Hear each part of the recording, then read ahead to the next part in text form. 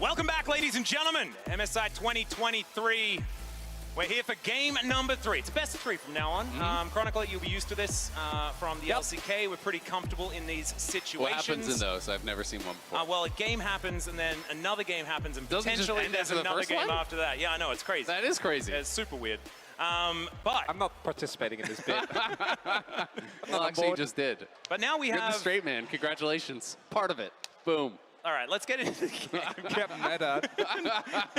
Now we have a situation where T1 are on the red side once again, much like they were in game number 1. Will they ban Annie? Gentlemen, that's my question. Yes. All right, that is my answer. I think it was really problematic. JDG obviously banned it from red side in game number 2. I expect T1 to do the same. T1 won that game, but it's not what I would call like a dominant game. It was so close. It was so back and forth. You know, I think either team could have won from that position. It's one incredible team fight from T1, and then the game is just over like that. So it's going to be really interesting to see what these two teams' reads are, because I think you could both walk away from a game like that saying, our drafts are fine. Wasn't really any problems. You know, it was just about execution in this one fight.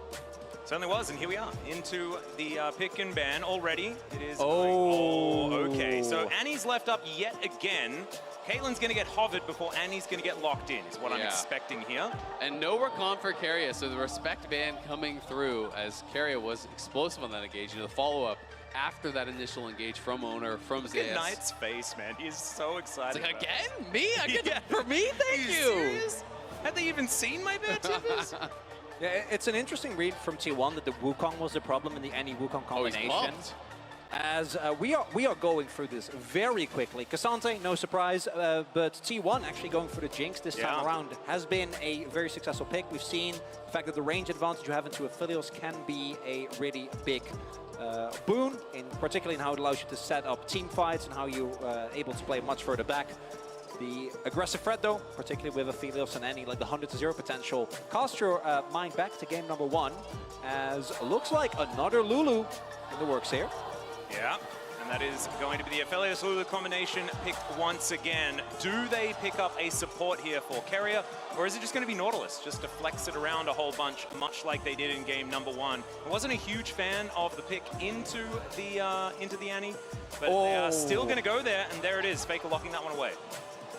Yeah, it's interesting. It feels like a little bit of a salty run back almost. Yeah, I was about to say, like, I think as long as we don't go for the Nautilus, you can make the adjustments. I think the Braum ban here needs to 100% come through, because although I guess the Lulu's already locked in, so scratch that. Well, I mean, also, like, you can just change your jungler, and I feel like the whole dynamic of that draft does change, right? I don't think they have to go towards double marksman. If you have something like, you know, a little bit more aggressive that can dive, something along the lines of like a Viego even, who can help to follow up, who can help to actually get that first kill, things could look really good. You know, getting that first kill with the burst for Jinx, for Viego, could be really, really big. Again, it is going to be the Rumble ban in phase 2 here, as clearly are concerned about that. Yep. Just banning away these magic damage junglers there as well. Of course, the Maokai was the first ban by T1, so you go down that list just a little bit, and the Rumble is going to be there. Nidalee, of course, an option, but first ban going to be the Gragas here from T1, and their second one, we'll see what it is going to be here in the second round. Round this one out. Viego taken away. I like that ban. I do think Viego is really a good pairing with Annie as well. You know, I talked about the T1 side, but I do think anytime you have really high damage burst, pairing with Viego, it's so easy to get that first reset. Annie just full dumps all her damage on one target alongside the Viego. And I wonder what the angle for T1 is going to be here now, because the Kindred didn't really end up working out in game number 1. We saw how well JDG was able to deal with that. But you do really want to put Oner on something with aggressive threat here. And Kha'Zix would be in the direction, but it remains as Oner, Rise Smile. Still, the magic damage being so heavily prioritized for T1 means that JDG, if they can pick up something in the ways of frontline here, can itemize very efficiently again. I think we're pretty much guaranteed to just get double beefy boys for the frontline, I think, for JDG. Like, they have clearly shown us how they want to play. I would not be surprised about, like, Sejuani, Ornn, or something along those lines. Or Ornn Sejuani, just or to mix Ornn it up. Sejuani, yeah. Spicy. Another take on the duo. Zin's out. Never mind. So it is a very different look. So we want something maybe with a little bit more dueling power, potentially, to mix things up against this Kha'Zix. Zin can actually perform pretty well in frontliner during the ultimate, so Not to mention paired with a Lulu. This is something that we saw at the height of Zin's prowess, was if you pick a Lulu, it gives him so much more longevity in these games. Crescent Guard, of course, giving you a lot of power in that department as well. So the Ornn is going to be paired alongside it. I like how balanced this draft is from JDG. Once again, they are just cleanly picking into their favorite archetype, as that is going to be Gwen insta-locked. No waiting, nothing like that. Zeus going to be taking that magic damage mantle towards the top side of the map. Yeah, instant snap up there also alleviates a lot of the issues that T1 have run into when it comes to damage types. I do agree with you. I think the composition from JDG, particularly in a meta that is centered around teamfight, it has great non-committal engage. If Annie's flashes up, you can go in aggressively, but the counter engage with Zin and Lulu specifically also is quite strong. And when I look at T1, outside of actually getting a Nautilus hook onto someone, you're going to be very aligned on picks, right? Someone walking where they're not supposed to, or a flank from Gwen or Ksnate. But at the same time, you know, it's like for T1, if the engage goes well, Ruler could just be insta-dead. There are so many threats to actually dive into the backline this time. It is not the situation that we had in game number 1, where T1 had this Nautilus mid who's kind of on his own going in. They have the Ksnate to follow up on Keria. They have a Kha'Zix as well as this Gwen to be able to dive back and really threaten Ruler. So I do think it's going to be tough for Ruler to actually find space to sit there and auto against these champions. It's going to be so much about the peeling, so much about the counter engage here from JDG to keep their marksman safe. Yeah, and a lot of it comes down to as well is, can you get Faker away from him? If he's in all-out range, Ruler can just be pulled out into a 1v1 against a Ksnate, and in that scenario, T1 is going to be very, very comfortable. It's going to be a lot about JDG and how they can play out these team fights. And that test they've already passed many times this tournament. Their team fighting has been second to none before this particular series. And as we hop onto Summoner's Rift, we'll see whether they can do it yet again.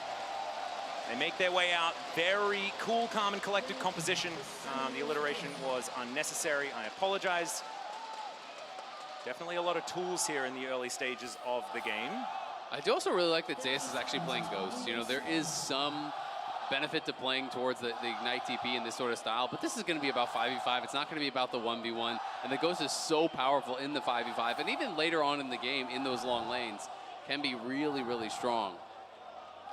Also, yeah, also really like it because I think that particular when you're playing things like Gwen, you can feel very safe due to your E, right, and your W, but if you're too far up in top lane and you have Ignite, it still becomes very easily for a jungler, particularly with really strong ganks like the Zhao, to just take you down early. And I do think that if the Gwen starts falling behind, if we get far enough in the game, you're always going to be relevant, but the actual late game, we really haven't been reaching that much this tournament. It has much more been about like the team fighting between like what, 25 and 35 minutes. Someone gets a decisive lead, and from that point on, you don't really get to play the game anymore. Yeah, the Gwens that we have been seeing though have been, you know, Bin, who has looked fantastic, and Doran, who has never really been our premier Gwen player. And we'll just have to see whether this is going to be some vintage Zeus Gwen towards this top side, because he hasn't played it so far this tournament and hasn't really been favoring it in the LCK this year as well. So I'm excited to see whether he can get back onto the carry side of these matchups. There's been a lot of tanks for our young man in the top lane for T1.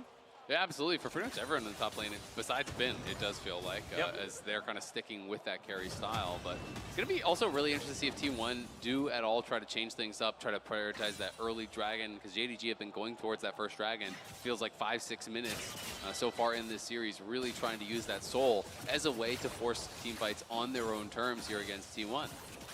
Also want to highlight, Guma has gone for Ghost, which the last time he played against any, if I remember correctly, did go for Cleanse. And you're also playing with a Nautilus. It's not like a Lulu, like Keria has been really, really good about his McKills usage. Not going to be the case here, which means a lot more agency for 9. And as we saw in the last game, he knows how to use that very, very well. And I think in the early skirmishes and in the fights, if you can stay away from that backline dive, it's great, but does mean playing at a much higher risk. Yeah, it's way higher risk, higher reward here. You know, if you do get caught by that full laning combo, you're probably just toast. Oh yeah.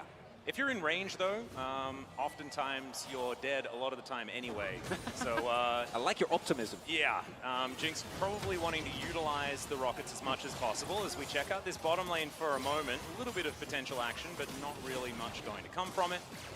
As of course, missing and Ruler just trying to keep them at arm's length, and Keria being in a melee champion at this point in time is going to be a little bit of a worry as far as the harassment. And Oner is going to come down and try and turn the tides on this one. Potential dive being set up as they are going to try and rotate Faker down as well, as there is the hook. It is going to connect. Missing going down relatively low, finding the extra rocket after the zap. Not a lot of mana on Gumayusi there, as Keria is just going to glide away. And the back is going to get stopped here as Gumayusi is going to get spotted out. So, nothing really going to happen. It was a nice little hook to create some sort of action in this early game. Yeah, absolutely. And we'll see now, does Guma actually complete his base? You know, I kind of expect that he will. So he will go right back to base. So it's going to be about JDG just trying to pull shove this, trying to reset the wave, and Keria trying to deny.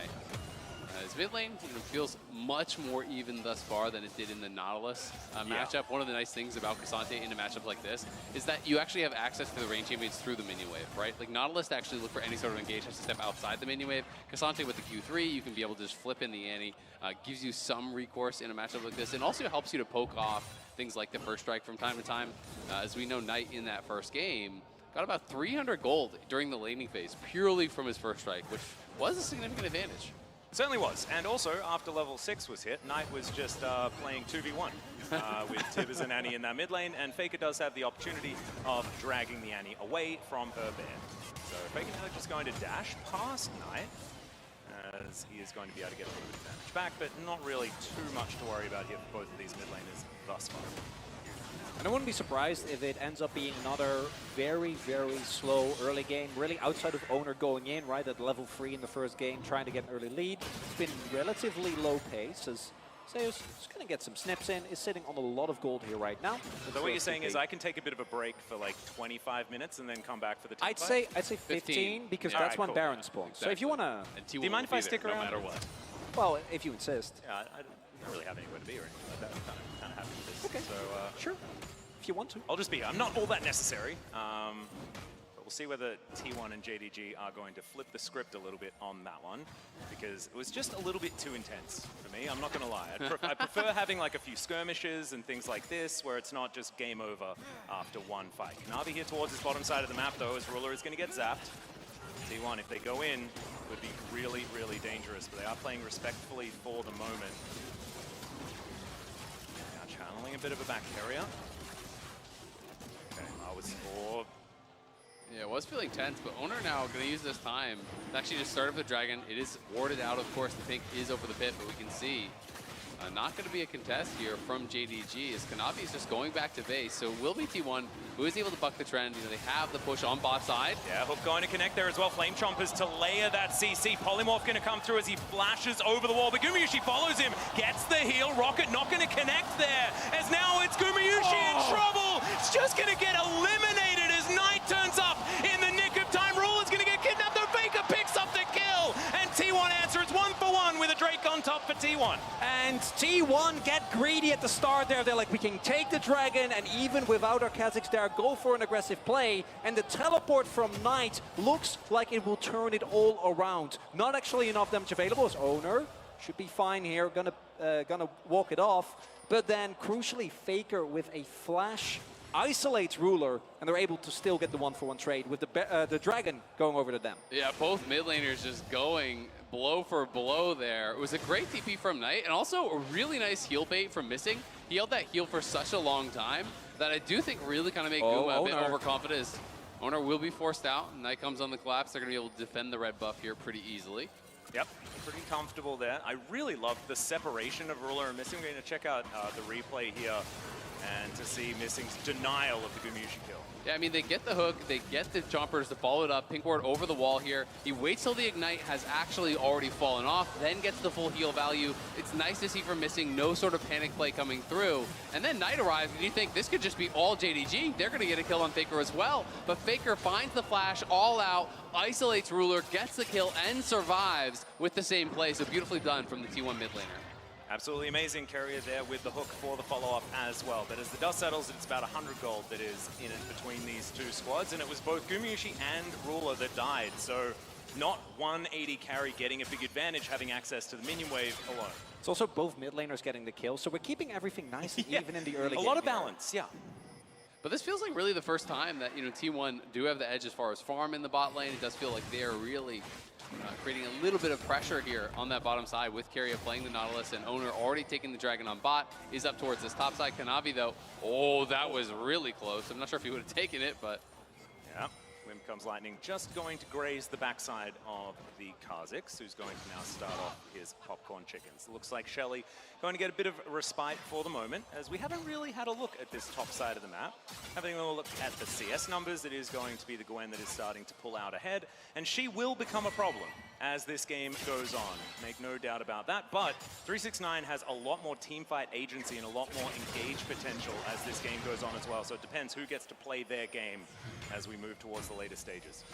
Might be looking at a 4v4. Keria now has made his way over. He is level 6 and missing is not, so I think it's a good call from JDG not to try and flip the game here at a Herald, which I say because I've seen that happen a lot, although... He did, yeah, dinked 6 off of the wave in mid. Still looking for an option to come on in here as the snip comes down from Zeus, but in goes Kanavi. Faker is going to go all out on top of him, though, as he's just fighting this 1v1 isolated. He steals it away, and the Ksnate is dead as well. Knockups everywhere. 369 doing everything that he wants in this moment, and Zeus finds the kill in the end, looks to try and get out. I have no idea how he survived in that moment. T1, though, they lose out on the Herald. JDG finding the fight. And crucially there, you see the value of a Lulu in these longer fights, right? With T1, the initial engage not clean enough. 369 buys so much time with the continuous knockups, and it means that if the T1 burst up front isn't enough to take someone down, particularly this early in the game where Gwen was still sitting on a lot of golds, you're not going to win the longer fight. Well, they don't really have any easy targets. You can see Zeus, up on this top side is winning out here, but 369 just flashes over the wall, rejoins with his team. You have Kanavi in the front line, but he has his ulti up. He gets wild growth, he gets shielded. You can't really turn on Knight because Knight was sitting on a stopwatch, so T1 can't burst him down either. And as you say, Maurice, as the second and third shields start to come through, you see it arriving there, delaying so much of the damage from T1. Knight has just been pounding them the entire time. That Super Mega Death Rocket had have landed, maybe it could have made some sort of difference, but it was a 1v1 there towards the bottom side of the map. Ruler just making sure Gumayusi no ability to actually roam up there, and it is going to be Rift Herald secured. So JDG can now utilize that to get even further of an early game advantage. And you have to be concerned about where those kills went. Knight getting another kill now, had an incredible Annie game in game number 1, and is going to be off to the races here a little bit once again in game number 2. I'm going to be interested to see where he goes with the build, though. Is he going to be going Rocket Belt in this one? We did see a Rocket Belt. Yeah. Faker's first game, I think, was Rocket Belt Annie. Yeah, particularly with Guma having no cleanse, I think getting on top of him is really big. Access? Do want to highlight the... Ooh, okay. Faker taking a bit of damage from Kanavi here, but Kanavi just going to give him some auto attacks and then move away.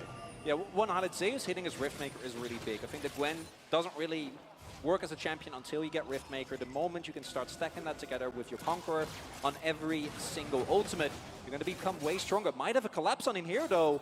Potentially. He's just trying to get some shellfish here in the river, but it is dangerous. Knight going to move in. The bear comes down. The Gwen just dashes out of the way, puts up the mist, but is it going to be enough? Zeus is going to get knocked up into the air, not immune enough.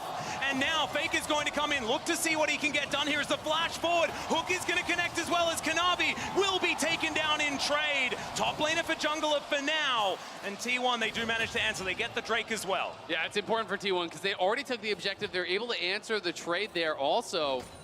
Up 2 dragons to 0 here, even in gold. T1 really looking good in this third game here.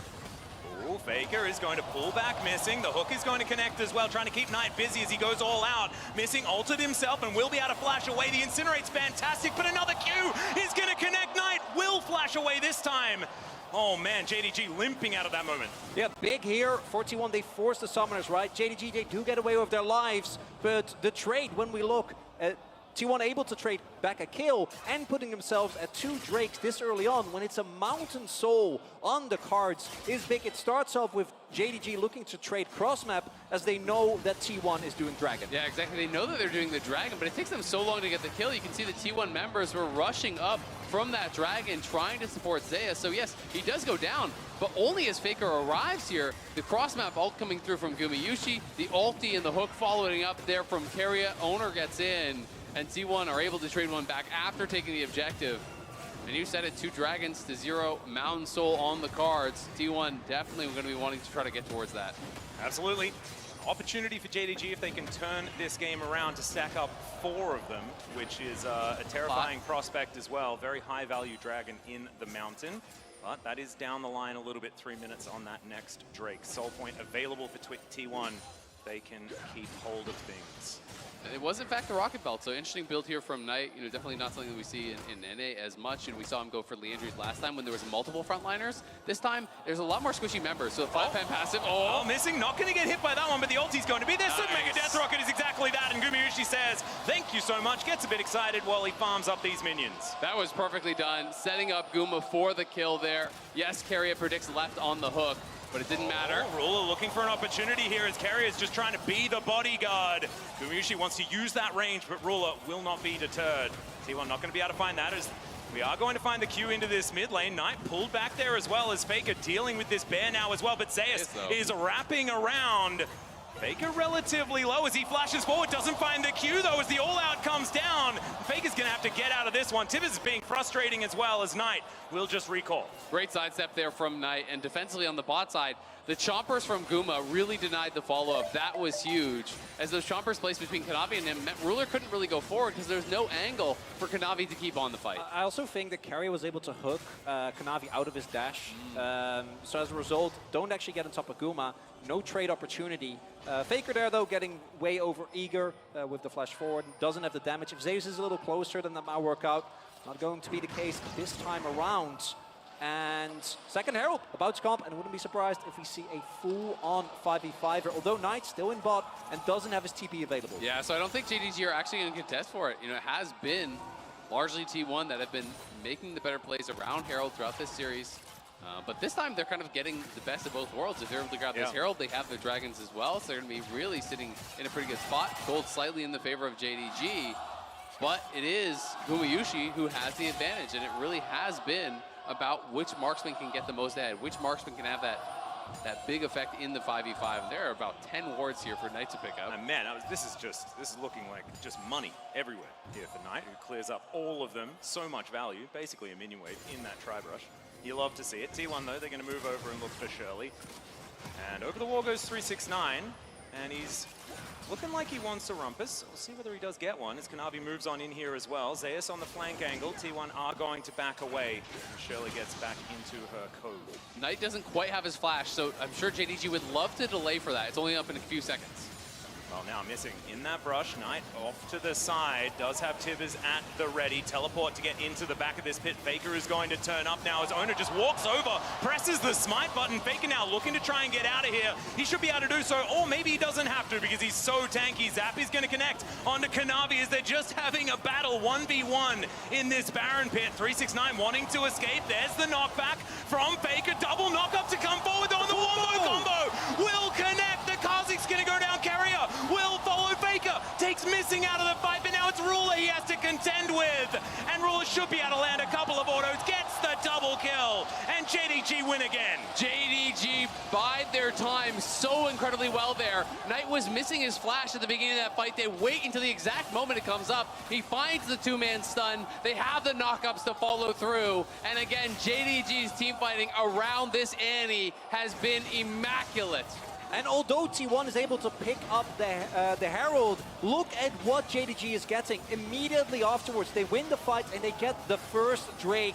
Come through here. Mountain Drake going to be picked up for them. And it's all about the flash. Again, JDG don't want to hard commit to the fight until that is available here. Yes, Oner is able to get in, get that smite. They do secure the Herald for themselves. Figure eventually was able to pick that up. But in the meanwhile, the timer is ticking. Just now, the flash is available for Knight. He comes around, he steps forward into the speed shrine, and he's going to find an angle here onto multiple members on the T1 side. And we see Ruler able to Guild Force away, and then the moment that combo comes through, look at this. They don't even need the second activation.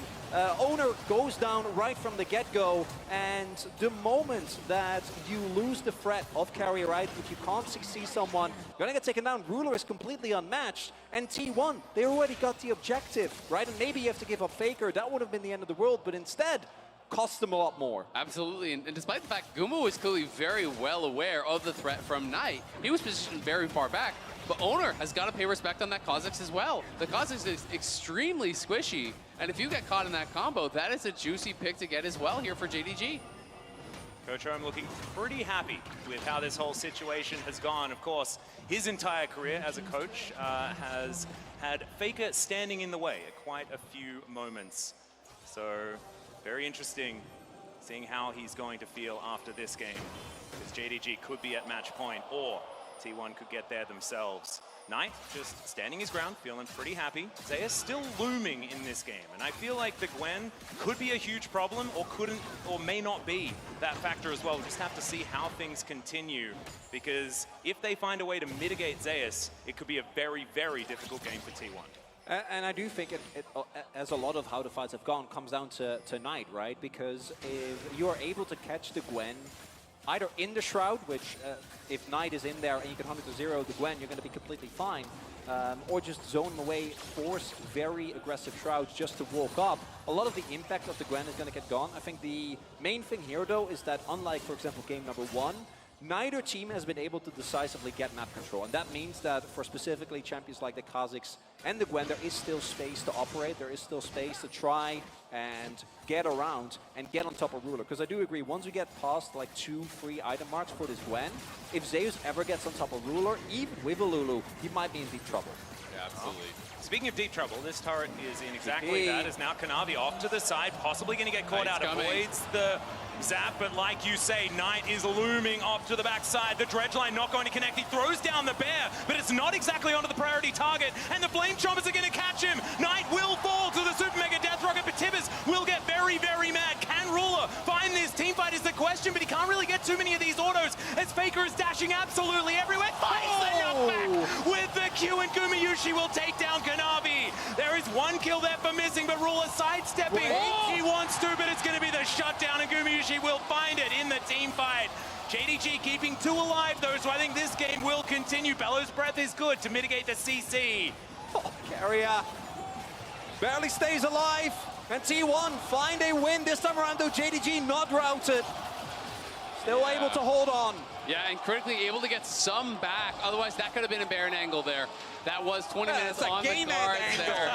Yeah, that's a Nexus angle right there. And so we can see this one more time, but Knight doesn't have flash this time, and that is the critical difference. It's a great sidestep, but he knows there's no choice but to just drop the hammer here. Has to pop down Tibbers, does go into the stasis, but Zeus is threatening on the other side. So they can't actually just full commit with Reckless Abandon. If everyone goes forward and leaves Ruler alone with Zeus, that is not going to go well. So the Chompers come down and they finish up that first kill. And like in the previous play, think that T1 could have just left Faker out, right? In this play, maybe you just let Knight, the moment he gets spotted, 2 people mark and immediately let it go, because now you try to salvage the play and you only end up falling further behind. And crucially, Guma gets a big shutdown there, and now getting very far along towards that 3rd item. Yeah, already has the LDR, working towards a Hurricane here. You know, nearly a full item up on Ruler, and that is massive at this point.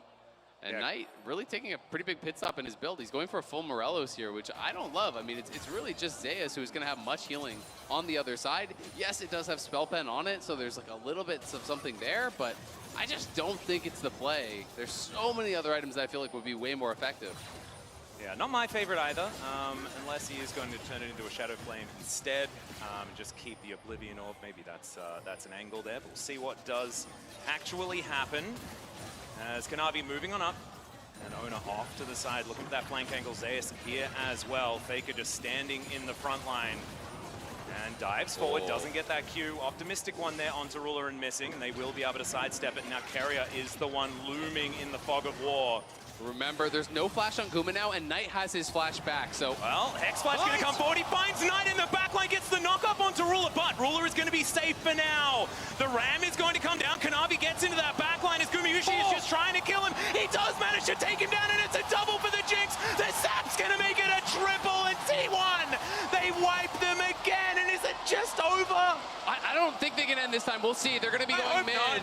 It's not double marksman, so it could be tough here, but at the very least, they will get the inhibitor. And the CC chain on Knight was so critical. Knight used his flash, didn't even get his Timbers off there as T100-0, and I think it's over. It's over. Again, Keria finds an engage, and it goes from team fight victory to destroy Nexus. 2 games in a row. Faker Faker is going to execute himself to the turret, but he's not needed for the Nexus damage. And once again, this time about 30 seconds earlier, it's team fight and done.